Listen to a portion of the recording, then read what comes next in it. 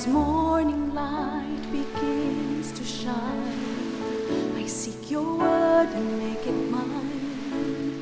In quiet moments, faith is born. With every breaking of the dawn, rise and reflect on promises true. With every dawn, I'm renewed by you. Guided by grace, strengthened by love, your light leads me from above. Your word, my hope, my guiding way. In you I find strength each day.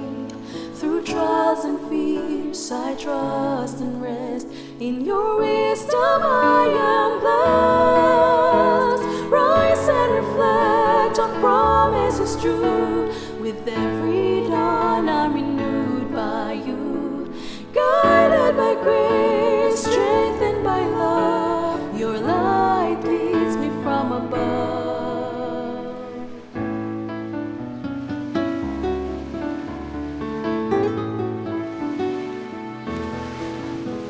Your word, my hope, my guiding way. In you I find strength each day. Through trials and fears I trust and rest. In your wisdom I am blessed. Rise and reflect on promises true. With every dawn I'm renewed by you.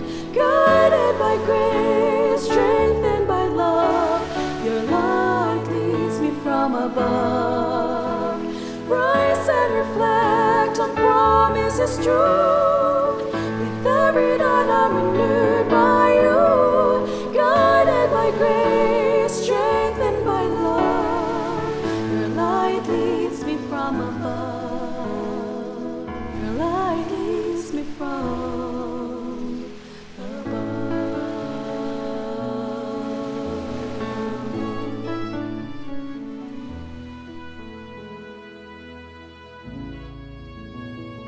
Isang bago at punong-puno ng pagpapalang umaga muli kaibigan. Ako ang iyong kaibigan, Nar Caranza.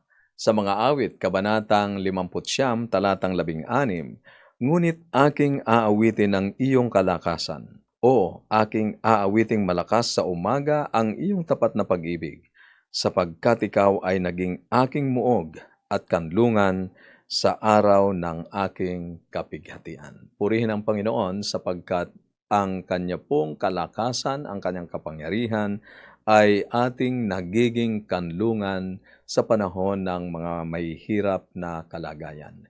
Kaibigan, ikaw ay sumusubaybay dito sa ating himpilan, AWR 89.1 FM, at ito ang ating programang Rise and Reflect. Maraming salamat po sa inyong maagang pag-tune-in. Kayo man po ay nakikinig sa iba't ibang mga affiliate station dito po sa ating lugar sa Luzon.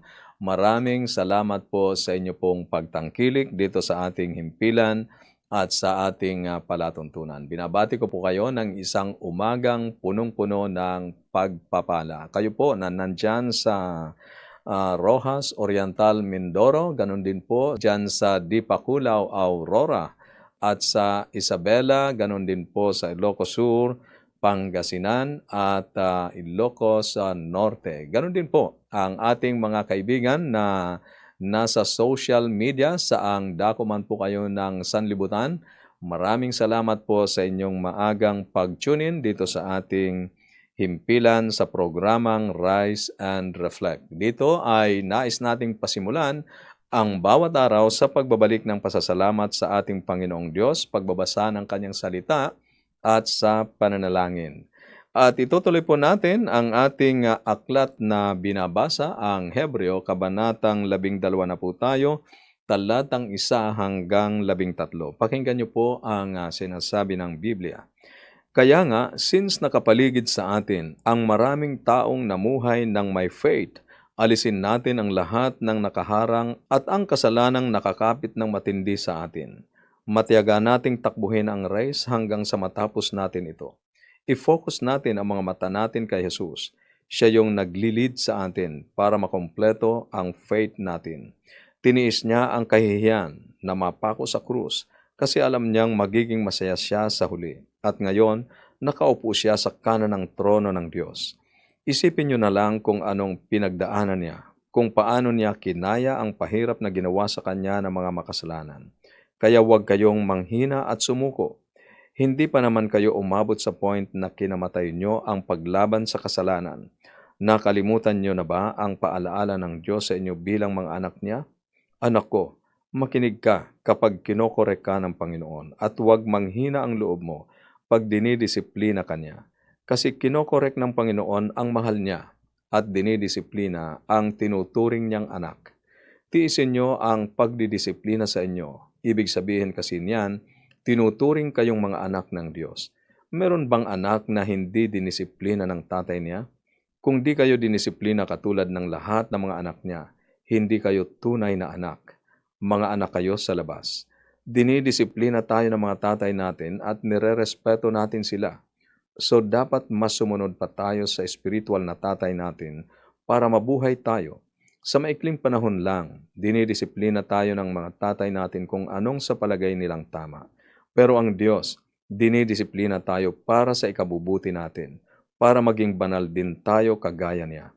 Pag dinidisiplina tayo, masakit yon at hindi nakakatuwa sa oras na yon. Pero pagkatapos, magre-resulta yon sa maayos at matuwid na buhay ng mga dinisiplina. Kaya i-stretch nyo ang mga pagod nyong kamay at palakasin ang mga nanginginig nyong tuhod. Lumakad kayo sa straight na daan para gumaling ang mga paang napilay at di na lumala. Pagkatapos na dumaan sa matinding paghihirap, isang babaeng kilala sa kanyang pagiging relihiyosa ang nagreklamo sa Diyos. Ang sabi niya, "If this is the way you treat your friends, no wonder you have so few of them." Sabi niya, kung ganito ang pakikitungo mo sa iyong mga kaibigan, hindi katakataka na kokonti lang sila ang kanyang pagmamaktol. Mahirap maunawaan, kaibigan, kung bakit pinapahintulutan ng Diyos na tayo ay dumaan sa mga pagdurusa. Pero ang sabi ng talata sa Hebreo, Kabanatang 12, talatang 3, dapat ninyo siyang isaalang-alang na mabuti upang huwag kayong manlupaypay at huwag manghina ang inyong kaluluwa, dahil siya ay nagtiis ng labis na pagsalungat mula sa mga taong makasalanang laban sa Kanya. Tinutukoy ang ating Panginoong Hesukristo, ang disiplina sa pagdurusa. Ang mga halimbawa ng mga lalaki at babae na inilarawan sa Kabanatang 11 ng Hebreo na katatapos nating basahin noong nakaraang araw, na ang sanlibutan ay hindi karapat-dapat, ay nagpapatunay na ang matibay na pananampalataya ay hindi nagiging dahilan para tayo ay hindi makaranas ng kahirapan. Ngunit ang pinakatunay na patunay na ang mga mahal ng Diyos ay maaaring magdusa pa rin ay matatagpuan sa ating Panginoong Hesukristo. Isipin ninyo siya na nagtiis ng gayong pagsalangsang ng mga makasalanan upang hindi kayo mapagod at mawalan ng loob. Yan ang nakasulat sa talatang 3 ng Kabanatang 12 ng Hebreo.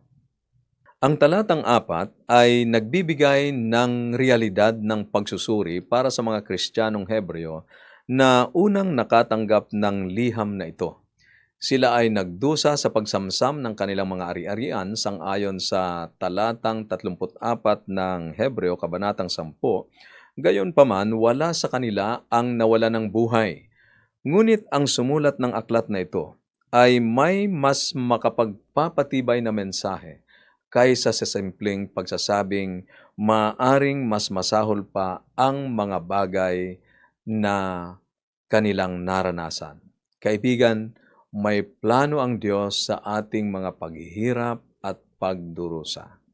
Hinihimok tayo ng talatang 7 na tiisin ang kahirapan dahil tinatrato tayo ng Diyos bilang mga tunay na anak niya. At ang sabi, ang tunay na anak ng Diyos ay dinidisiplina. Maaring isipin natin na ang paghihirap, pagdurusa na nararanasan ng mananampalataya ay isang parusa. Kaibigan, Hindi ito parusa. Sa halip, isang disiplina. Isang bagay sa pagsasanay ng magulang. Naranasan natin ang disiplina mula sa ating mga magulang at nagawa nating igalang sila sang-ayon sa talatang 9. Gaano pa nga ba ang dapat na mangyari kung ang isa na nagdidisiplina sa atin ay ang ating sakdal, mahabagin, maibigin at makalangit na Ama? Sasabihin sa iyo ng sinumang atleta na ang pagsasanay ay likas at ang katangian nito ay hindi komportable at nakakapagod. Pero bakit sila sumasailalim sa matinding pagsasanay? Dahil alam nila kung ano ang magiging resulta ng matinding pagsasanay. Hindi inaalis ng pananampalataya ang hirap at pagdurusa sa buhay ng isang mananampalataya. Baka nga magdala pa ito sa mga mas matitinding paghihirap, pag-uusig. Ngunit sa lahat ng ito, kaibigan, maniwala kang mapagkakatiwalaan mo ang gabay ng ating Diyos, ating Ama. Sa Jeremias, Kabanatang 29, talatang 11, ang sabi dito, sapagkat nalalaman ko ang aking mga panukala para sa inyo, sabi ng Panginoon, mga panukala para sa ikabubuti at hindi sa ikasasama, upang bigyan kayo ng kinabukasan at ng pag-asa. Ang layunin ng ating Panginoong Diyos sa lahat ng mga pinagdaraanan nating pagtitiis ay upang tayo ay maging matibay sa pananampalataya. Kaibigan, anong hirap ang pinagdaraanan mo ngayon o ng iyong mahal sa buhay? Paano binabago ng Hebreo Kabanatang 12 ang iyong pananaw sa paghihirap o pagdurusa ng isang mananampalataya? Para sa iyong comment and reflection, maaari kang mag-text sa atin pong mga numero 0917-1742-777, 0917-1742-777, at sa 0918-9447-891, 0918-9447-891. Kaibigan, tayo ay dadako sa ating pananalangin at nais kong samahan niyo kami sa paglapit sa Panginoon sa pamamagitan ng pananalangin. Tayo ay manalangin. Amang banal, dakilang Diyos, ikaw na manlalalang at may-ari ng aming mga buhay. Panginoon, nais naming buksan sa iyo ang aming buong pagkatao. Sa mga sandali ng kagalakan at sa mga oras ng kahirapan, kalungkutan at pagdurusa. Hindi ka nangako ng madaling buhay para sa iyong mga anak, ngunit tinitiyak mo sa amin ang kaligtasan at isang mas mabuting lugar para sa mga maliligtas. Alam namin, Panginoon, na mapagkakatiwalaan ka namin, ang iyong kamay na gumagabay, na nagpoprotekta. Maraming salamat po sa pagpapalakas ng aming pananampalataya sa pamamagitan ng buhay ng mga taong inyo pong ipinatala sa inyong banal na aklat. Sa umagang ito, Panginoon, akin pong ipinapakiusap ang mga panalangin at dalahin ng aming mga mahal na tagapakinig. Inyo po silang damayan, Panginoon, sa kanilang kalungkutan. Inyo pong dalawin ang kanila pong mga mahal sa buhay na may karamdaman at idampulay po ang inyong mapagpagaling na kamay upang makaranas sila ng kaginhawahan at kagalingan sa kanila pong mga karamdaman. Patuloy niyo rin pong gabayan ang kanilang mga anak, Panginoon, na nagsisipag-aral. Bigyan ng karunungan na nagbubuhat sa inyo upang kanila pong matugunan ang kanila pong mga academic requirements. Pagpalain niyo rin po ang mga magulang, ang aming mga kaibigan na naghahanda para po sa kanila pong paghahanap buhay. Bigyan ng kalakasan, ng pag-iingat at ng paggabay. Maraming salamat sa pagdinig niyo sa aming panalangin. Sa pangalan ng aming tagapagligtas na si Jesus. Amen. Amen. Kaibigan, kami po ay lubos na nagpapasalamat sa inyong walang sawang pagtangkilik dito sa ating himpilan, AWR 89.1 FM, at dito sa ating programang Rise and Reflect. Patuloy ka rin naming inaanyayahan na i-avail ang atin pong Bible Study Guide na Explore sapagkat napakaraming mga katotohanan sa salita ng Diyos ang inyo pong matutuklasan sa pamamagitan ng Bible Study Guide na ito. Ito po ay 24 lessons at mapapasa inyo ang libreng kopya ng araling ito kung inyo pong i-text ang inyong kompletong pangalan at address sa atin pong mga numero 0917-1742-777, 0917-1742-777 at sa 0918-9447-891, 0918-9447-891. At kung kayo naman po ay nasa Facebook page or YouTube channel, maaari nyo pong i-comment dyan sa comment section ang inyo pong kompletong pangalan at tirahan. Kasama po ng contact numbers sapagkat mas mabilis po naming na ipapadala ang mga aralin na inyo pong ire-request. Ako ang iyong kaibigan, Nerio Caranza, na nagsasabing huwag kang matakot, huwag kang mangamba, huwag kang mag-alala. The Lord is always near you. Pagpalain po kayo ng ating Panginoon sa inyong patuloy na pagsubaybay dito sa ating himpilan. Susunod, may nagmamahal sa iyo. God bless.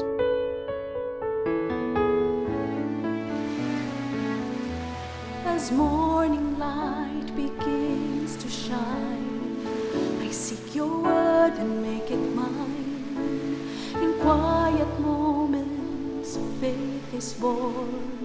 With every breaking of the dawn, rise and reflect on promises true. With every dawn, I'm renewed by you. Guided by grace, strengthened by love, your light leads me from above. Your word, my hope, my guiding way. In you I find strength each day. Through trials and fears I trust and rest. In your wisdom I am blessed. Rise and reflect on promises true. With every dawn I'm renewed by you. Guided by grace, strengthened by love, your light leads me from above.